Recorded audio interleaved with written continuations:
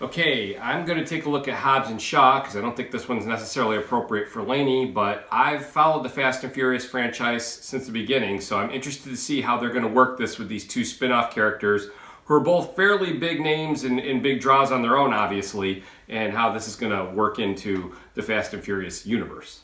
So here we go.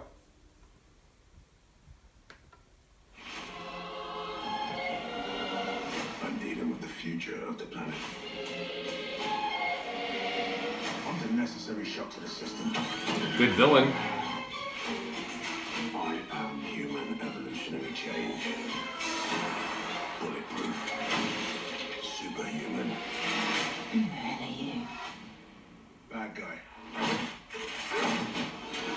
The mission has been compromised. We need help.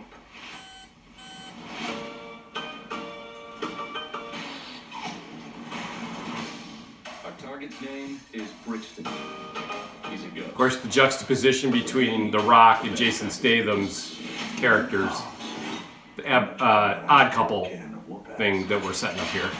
Career lawman always gets his guy.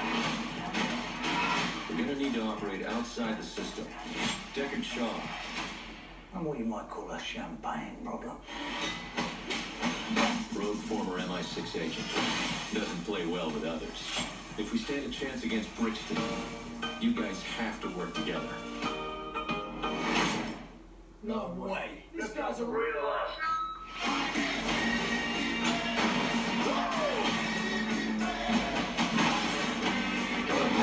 This job requires stealth.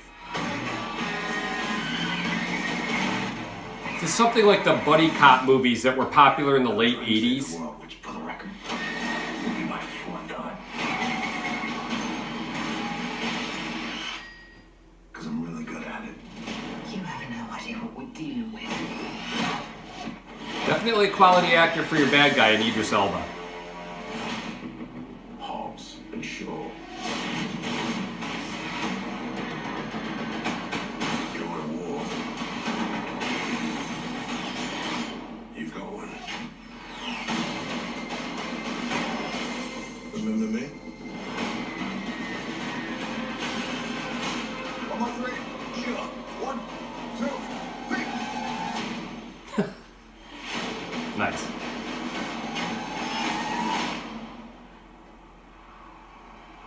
It's definitely a Mission Impossible style piece here. Competitive franchises.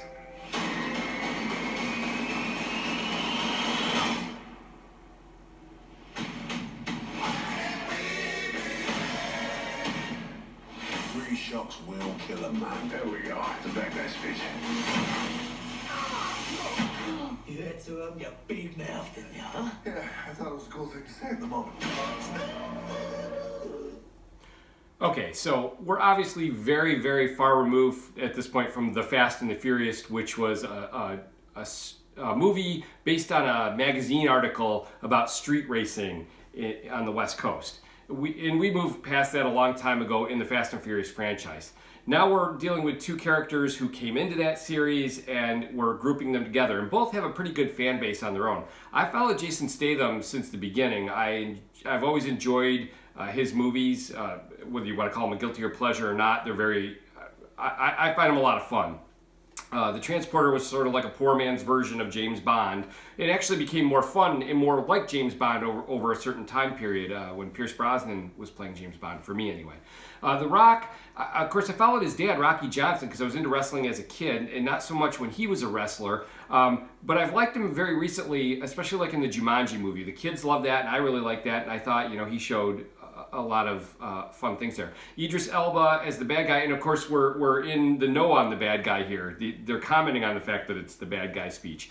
This for me played a lot like the buddy cop movies that were popular in the 80s. We had Dead Heat, Red Heat, Tango and Cash, the Lethal Weapon films, every version on that. And this is sort of a throwback to that, even when they're using the Can't We Be Friends music. And these guys are like the odd couple here, Statham with the refined approach with the suit, and The Rock being kind of a blunt instrument. And of course, both of them can hold their own in a fight.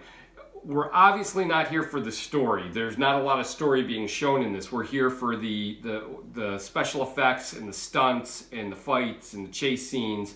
And, you know, we're obviously trying to compete with Mission Impossible and some of the other franchises that are out there to see, it's like one-upmanship, who can do the next greatest stunt. And on that level, I think this looks promising. I don't think we're going to get a great story here necessarily. Who knows, though? We might. There's not enough meat in here for me to comment on that. But, you know, it's an interesting move for the Fast and Furious franchise. It'll be interesting to see what happens if Vin Diesel moves forward still with the Fast and Furious films and how this will impact that. You know, are you going to the well one too many times, and are people going to be willing to come back? So we'll see. You got two bankable stars here, though, so it looks promising from a marketing standpoint. I'm sure that's why they went forward with this. So we'll see what the next one brings out.